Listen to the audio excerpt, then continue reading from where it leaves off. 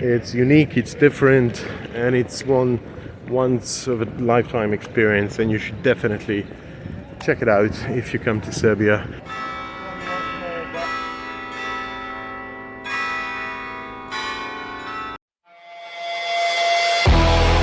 My name is Marko Milicevic. I cook, I travel, I eat, and my motto is always ask for more.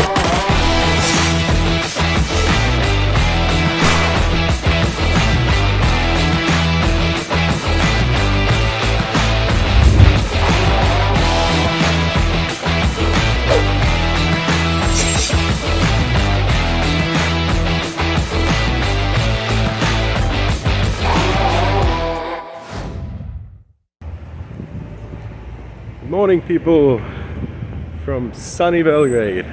Way too sunny and way too warm for January, but it's cool. It's like a winter kind of spring. It's like a spring in winter. It's nice weather. We're having these first days of 2022, and it's cool. It's cool to go out, to relax, to enjoy your free time that you have if you're working. If not, always have free time, unfortunately. Anyway, happy Christmas once again. I know you might find this weird, but we're in Serbia. We have 2 Christmases and 2 New Years here. Why? Because Serbia, majority of Serbian population, follow the Orthodox Christian faith, which is one of the 2 main branches of Christianity. It's Eastern because it originates from the East, and it's different from the Western Roman Catholic Church in dogmas and other things I don't even want to bother going in. But in Orthodoxy, not a lot of things changed, and one thing that hasn't changed is the calendar. Serbian Orthodox Church, as well as Russian, Georgian, I believe Alexandria and Jerusalem, they still follow old Julian calendar, which is 14 days late. So basically, in Serbia, we celebrate Christmas by old Julian calendar, 25th of December, which is 7th of January by new Gregorian calendar. So we have Christmas on the 25th of December, and we have a Christmas of another 25th of December, which come in 7th of January, which is pretty cool actually. Not a lot of people or countries can say that, but in Serbia, yeah, it's rather cool. And it's rather different than what you usually have in the Western world, especially in the States, Australia, and most of the Western Europe, because Christmas, although it's the jolliest time of the year, is rather commercialized. It's all about shopping, it's all about Christmas lights, decorations, it's all about food, it's all about parties, drinking and everything. In Serbia, it's all about parties and drinking and food, decorations as well, but it's also about faith and religion. Christmas and Easter in Serbia are really, really religious holidays. So it's not just about food and party, it's also about faith. Which brings us here to Saint Sava temple, one of the largest Christian churches in the world. I'm going to show you how it looks from a bit further away because it's impossible to see from here. So anyway, what are the differences, traditions? On Christmas Eve, it's fasting day. You don't eat meat or dairy products or anything that comes from the animal except maybe fish. So that's one thing. On Christmas Day, of course, you eat regular food. The better, the more the merrier. Also, traditional Christmas tree that we are used to, and you can see everywhere now with decorations and everything. It's not something quite old here, it's actually quite new. In Serbia, oak tree or badnjak has been cut on the Christmas Eve and brought inside a house on the Christmas Eve day, and then later on burned by the church or in the household with some symbolic rituals, which are remains of Serbian and Slavic pagan rituals from before, for good luck, health, and things like that. Serbia is not different than the rest of the Slavic world, Christian world. Serbia is actually one of the oldest Christian nations in the world, and stuff didn't change that much when it comes to faith, religion, and traditions. I mean, yes, there are of course new and modern things that Serbs are doing, but we tend to keep old traditions alive and well, and I really love that. Actually, it's unique, it's different, and it's once of a lifetime experience, and you should definitely check it out if you come to Serbia around Christmas and New Year's. Stay for a couple of days more, 2 weeks, and you're gonna see traditional Serbian Christmas. So, Saint Sava Temple.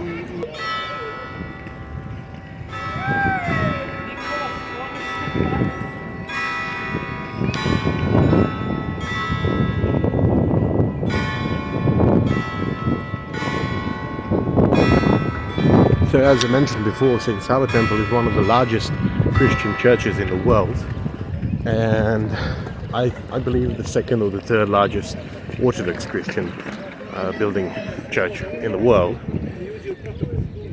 And it is very important for Serbs. It's very important for the Serbian Orthodox Church because it's symbolic, historical, traditional value, not to mention cultural and art. I'm gonna show you inside. It's been constructed from 1936, and it's actually not completed yet. It's almost there. You know, the war, Second World War, communism, won by other dictatorships, lack of money, wars, sanctions, and everything was slowing the construction down. Of course, corruption, I'm not gonna lie, and everything else. But it's pretty much almost done. So if you haven't got a chance to check it out, let's do it together, because I haven't been here for God knows how long.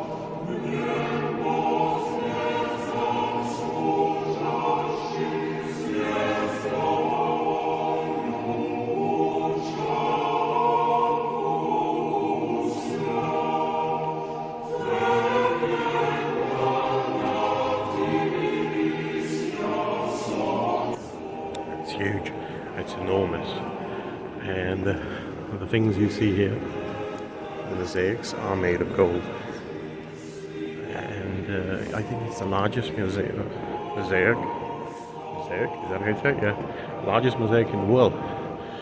The crowd over there, and the guy in the middle is the Serbian patriarch.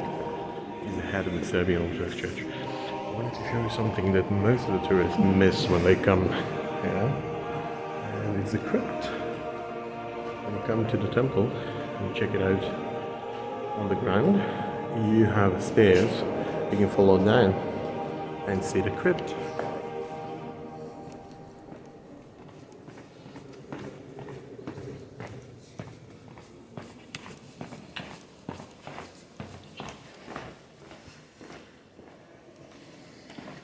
So most of the people actually miss this place, and it's really cool. It's going to be a place of burial of all Serbian patriarchs, and it's completed completely and done by Russian artists.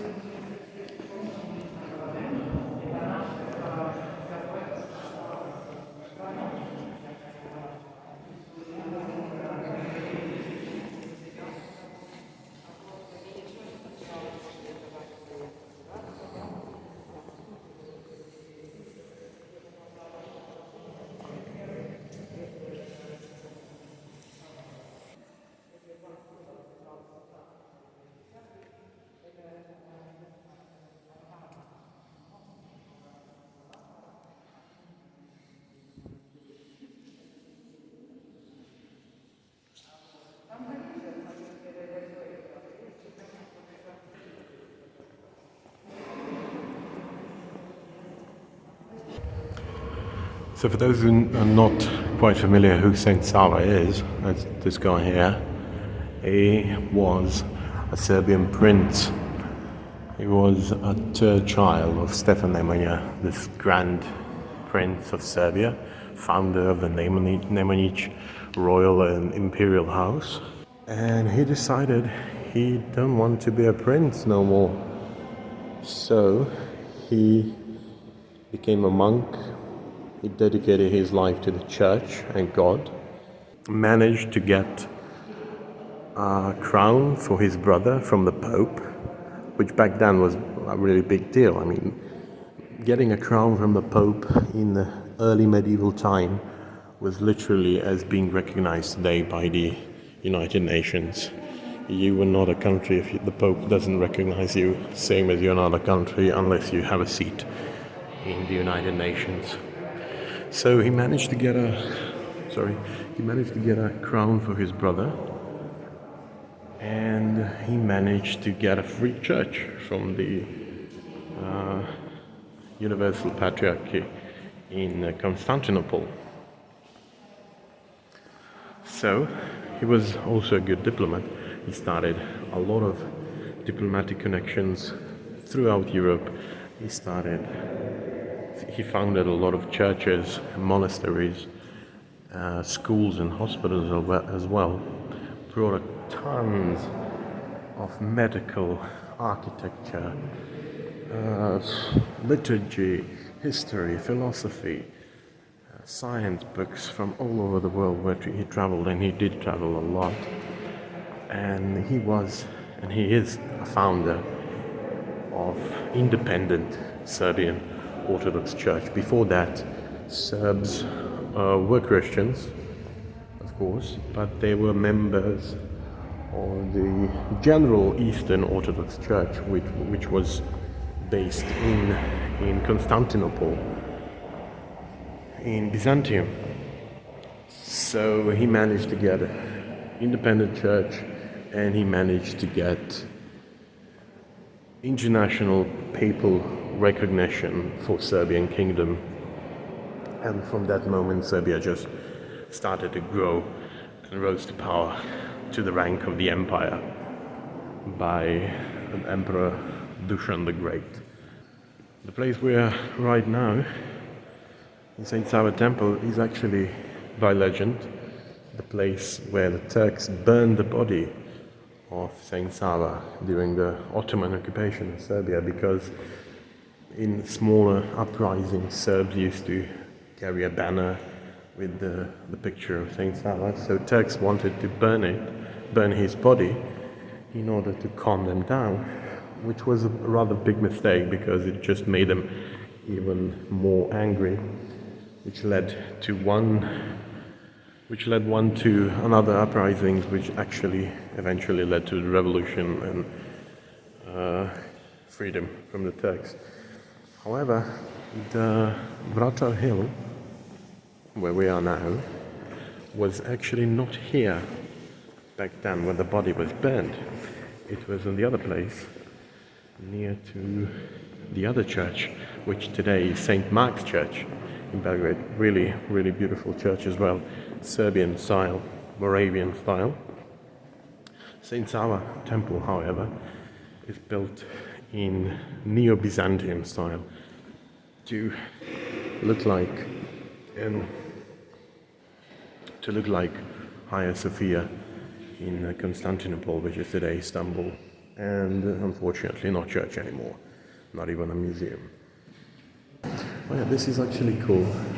An icon of a white angel, not originally from here, but from Milcevic monastery.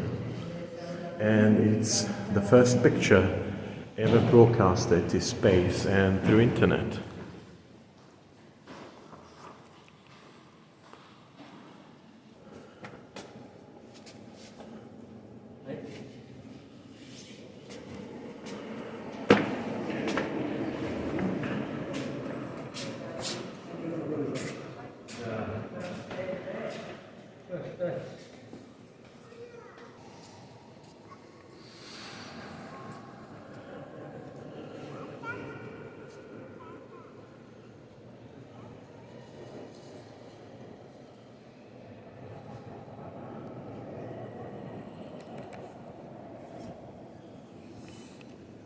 It's actually absolutely beautiful. I haven't visited since the mosaics were on. It's absolutely stunning. Even if you're not a religious person, coming here seeing this beauty of art, it's stunning, it's amazing. Not to mention how huge it is. It's beautiful. It's really beautiful. So anyway, yeah, that's it. This is Serbian Christmas. Serbian Christmas tradition.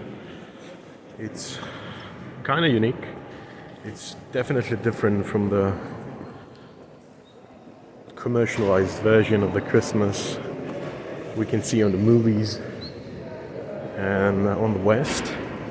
And it's definitely an amazing experience. So if you are in Serbia, or if you are planning to come to Serbia, definitely do this holiday season and stay a bit longer than just a new year, so you can experience something completely different and celebrate another Christmas and another New Year, because again, Julian calendar followed by the Serbian church is 14 days late. So 25th of December falls on January 7th, which means that the New Year's falls on 14th of January, which is kind of cool. So you can have 2 Christmases and 2 New Year's. Happy Christmas once again from the bottom of my heart. Have amazing 2022 and see you next time.